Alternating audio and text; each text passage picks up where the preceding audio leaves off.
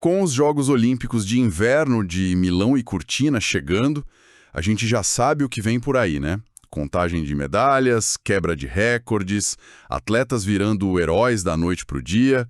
Mas a pilha de fontes que a gente recebeu para nossa análise de hoje nos leva para um lugar, olha, totalmente diferente.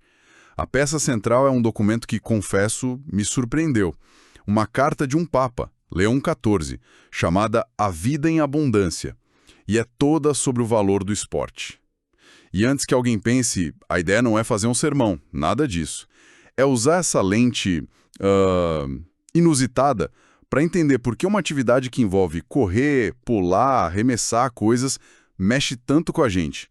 Em qualquer cultura, em qualquer lugar do mundo. Ok, vamos mergulhar nisso. É uma ótima provocação, porque essa carta realmente foge do esperado. Não é só uma mensagem de boa sorte, atleta, sabe?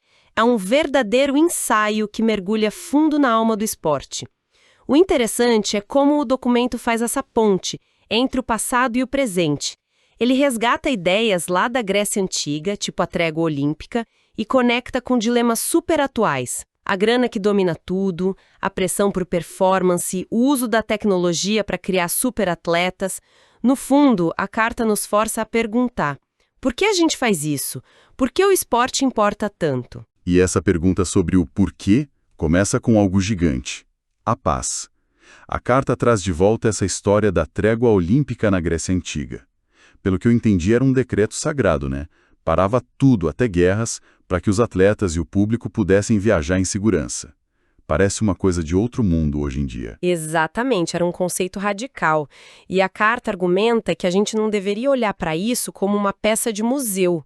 O espírito daquela trégua é mais necessário do que nunca. A ideia de que algo, nesse caso o esporte, pode ser importante o suficiente para silenciar as armas é poderosíssima. Isso ecoa ao que outros papas disseram, como João Paulo II, que em 84 falou que o esporte ajuda a construir um mundo melhor e mais pacífico. A carta defende que o estádio ou a quadra deveriam ser, zonas desmilitarizadas do espírito humano. Gosto dessa ideia de zona desmilitarizada. Mas, sendo um pouco cético, quando a gente assiste a uma final de campeonato super disputada, a linguagem que se usa é de guerra, batalha, matar ou morrer. Como a carta lida com essa aparente contradição? Então, aqui é onde fica realmente interessante. A carta faz uma distinção que é a chave de tudo. A diferença entre um adversário e um inimigo. Na guerra, o objetivo é aniquilar o inimigo. Ponto. No esporte, que os gregos antigos chamavam de agones, a ideia é outra. A competição tem regras, tem um juiz, e o seu adversário é, na verdade, um parceiro indispensável. Um parceiro? Como assim? Sim, um parceiro. Sem ele, não tem jogo. Ele é a pessoa que te força a ser melhor, a buscar a sua excelência, a sua areté, como diziam os gregos. O que é fascinante aqui é que o esporte, na sua essência, ensina a colaborar dentro da rivalidade. Você e seu oponente concordam com as mesmas regras para poderem competir. Isso é um treino incrível para a vida em sociedade, sabe?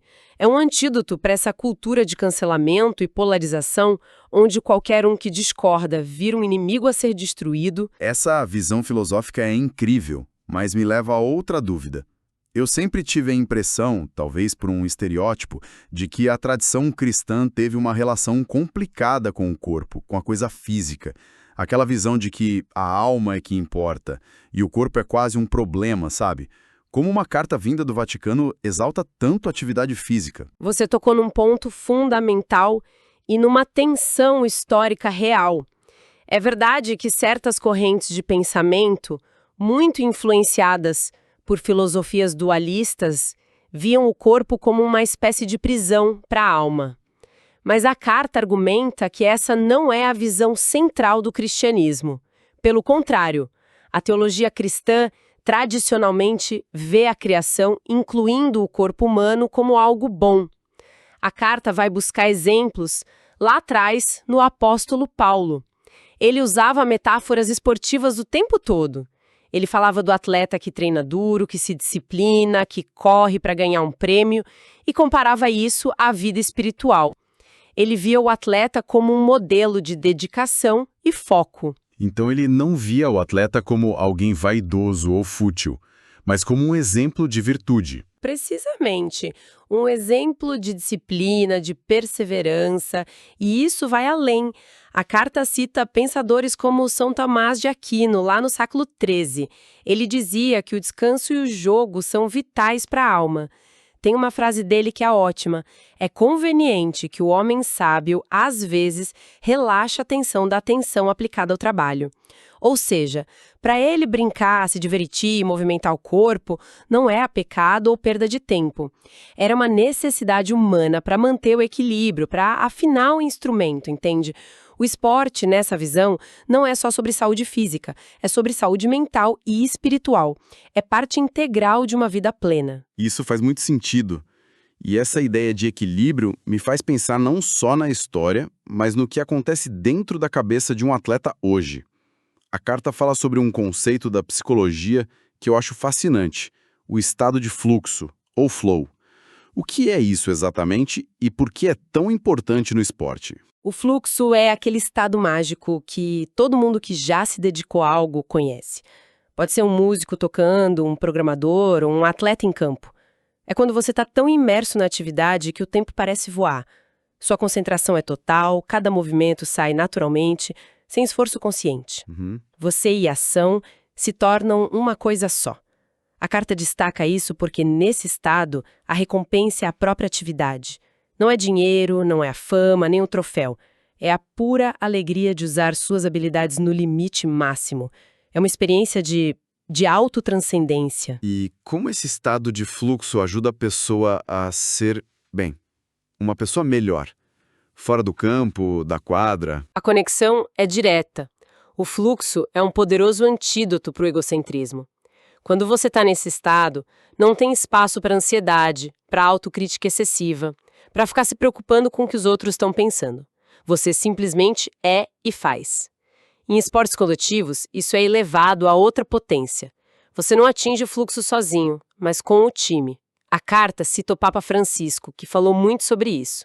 Fazer jogo de grupo, de equipa. Pertencer a uma sociedade desportiva significa rejeitar qualquer forma de egoísmo e de isolamento. Faz todo sentido. O sucesso depende de confiar no seu colega, de passar a bola, de pensar no bem do grupo. E se a gente levar isso para um plano social mais amplo? A carta defende que essa experiência deveria ser para todos. Por isso ela elogia tanto iniciativas como a Equipe Olímpica dos Refugiados, as Special Olympics e a Homeless World Cup. São exemplos do esporte na sua forma mais pura, uma ferramenta de inclusão e de dignidade. Ok. Essa é a visão idealista, o lado bonito da coisa. Mas a gente sabe que o esporte de alto rendimento hoje é uma indústria bilionária.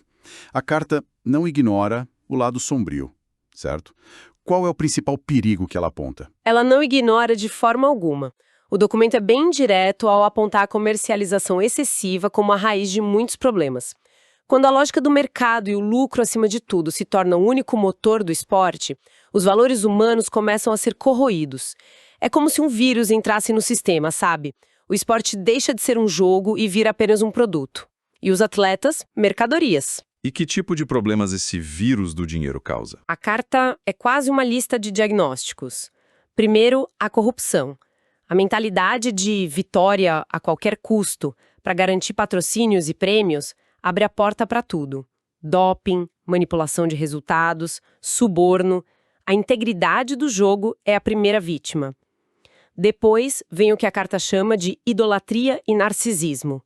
O atleta pode ficar tão obcecado com a performance, com a imagem, com o número de seguidores, que ele esquece que é uma pessoa inteira. Vira um personagem. E tem a política no meio, né? Usar o esporte como arma. Exatamente. A instrumentalização política é outro grande risco. Quando um país usa as Olimpíadas para fazer propaganda do seu regime, o esporte perde seu poder de unir e vira mais um campo de batalha ideológico. Mas a carta vai além e aponta para perigos que são muito do século XXI. Ela fala dos riscos da tecnologia, mencionando transhumanismo. Transhumanismo? Sim, a ideia de que podemos usar a tecnologia para melhorar o ser humano a ponto de transformá-lo em outra coisa. No esporte, isso seria buscar o atleta perfeito, otimizado em laboratório, quase uma máquina. Isso levanta uma questão importante sobre onde fica a humanidade do atleta nesse processo, né? Você falou em tecnologia e os videogames. A tal da gamificação da vida. Sim, e esse é um ponto que achei muito perspicaz. A carta alerta para o risco da gamificação, de reduzir a experiência esportiva a uma simulação. O esporte real envolve suor, dor, o cheiro da grama, o toque no companheiro de equipe, a presença física da torcida. A simulação digital pode até imitar os movimentos, mas ela nos desconecta do corpo, da matéria, da interação real. O perigo é a gente trocar a complexidade da experiência real pela gratificação fácil de uma tela. É muita coisa para se preocupar, mas talvez a solução comece em algo simples, como o significado das palavras. A carta faz uma análise da palavra competição que eu achei fantástica. É linda, não é? Ela nos lembra que competição vem do latim cum petere. Cum significa junto e petere é buscar, caminhar em direção a. Então, competir, na sua raiz, não significa destruir o outro, mas sim buscar junto, caminhar junto. Uau! O seu adversário e você estão juntos buscando o limite da performance, a excelência. Um puxa o outro para cima. É uma mudança de mentalidade radical. Mas sendo honesto, isso parece muito distante do que a gente vê na prática. Como podemos resgatar esse significado num mundo onde o que importa é ser o número 1 a qualquer custo? Acredito que a resposta que a carta oferece está na forma como a gente lida com a vitória e, principalmente, com a derrota. As regras do jogo, que a carta chama de uma gramática partilhada, existem para isso. Elas nos ensinam a lidar com limites. Aprender a vencer com humildade, sem humilhar o adversário, é uma lição de caráter. Mas a lição mais profunda talvez venha da derrota. A carta diz que perder pode ser uma escola de verdade e humildade. Uma escola de humildade. Gosto disso. Ninguém gosta de perder. Mas qual o valor educativo aí? O valor é que a derrota te obriga a encarar seus próprios limites. Ela te mostra que você não é invencível. Aceitar perder com dignidade, cumprimentar quem te venceu, analisar onde você errou para poder melhorar. Isso é um treino para resiliência na vida. A vida é cheia de derrotas, de momentos em que as coisas não saem como a gente planeja. O esporte ensina que cair não é o fim, que o fracasso é parte do processo de crescimento. Isso é o completo oposto do fanatismo que a carta condena duramente. Ah, sim. O fanático não aceita a derrota. Ele não vê o adversário como um parceiro, mas como um inimigo. Para ele, o jogo não é sobre buscar junto, é sobre aniquilar o outro. Então, amarrando tudo isso, a impressão que fica é que esta carta usa o esporte como uma grande metáfora para a vida. É um campo de provas onde nosso caráter é testado o tempo todo. É exatamente isso. O esporte é um microcosmo da condição humana. Nele a gente encontra o melhor de nós. A cooperação, a superação, a busca pela beleza do gesto.